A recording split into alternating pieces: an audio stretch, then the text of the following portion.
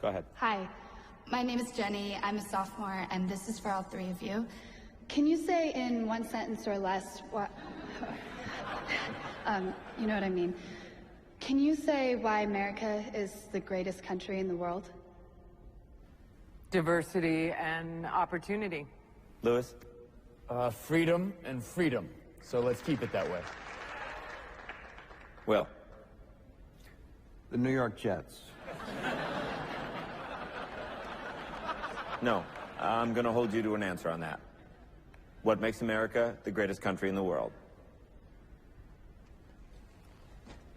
Well, Lewis and Sharon said it. Diversity and opportunity and freedom and freedom.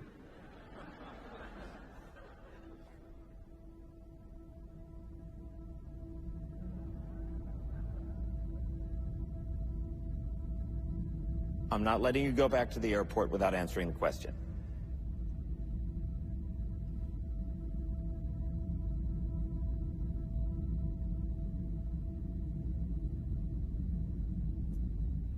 Well, our Constitution is a masterpiece. James Madison was a genius. The Declaration of Independence is, for me, the single greatest piece of American writing. You don't look satisfied. One's a set of laws and the other's a declaration of war. I want a human moment from you. What about the people? Why is America Not the greatest country in the world, Professor. That's my answer. You're saying... Yes.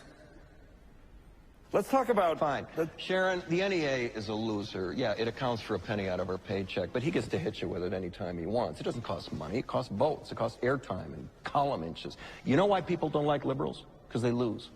If liberals are so fucking smart, how come they lose so goddamn always? Hey, and with a straight face, you're going to tell students that America is so star-spangled awesome that we're the only ones in the world who have freedom? Canada has freedom. Japan has freedom.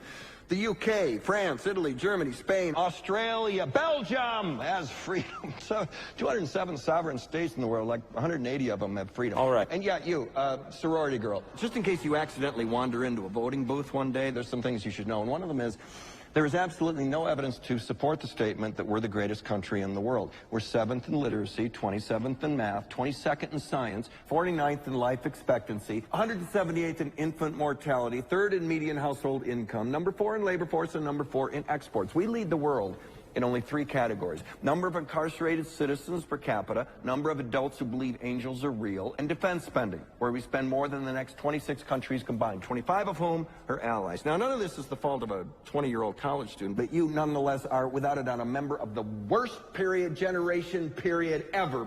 So when you ask what makes us the greatest country in the world, I don't know what the fuck you're talking about. Yosemite?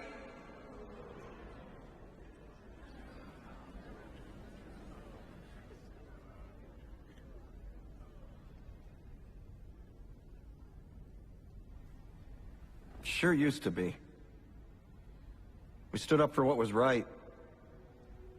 We fought for moral reasons. We passed laws, struck down laws for moral reasons. We waged wars on poverty, not poor people. We sacrificed. We cared about our neighbors. We put our money where our mouths were, and we never beat our chest. We built great big things, made ungodly technological advances, explored the universe, cured diseases, and we cultivated the world's greatest artists and the world's greatest economy. We reached for the stars, acted like men. We aspired to intelligence. We didn't belittle it. It didn't make us feel inferior. We didn't identify ourselves by who we voted for in the last election, and we didn't scare so easy.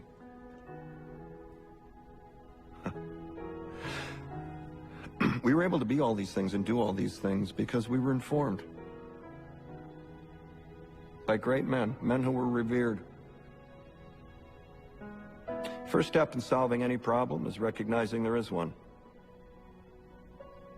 America is not the greatest country in the world anymore.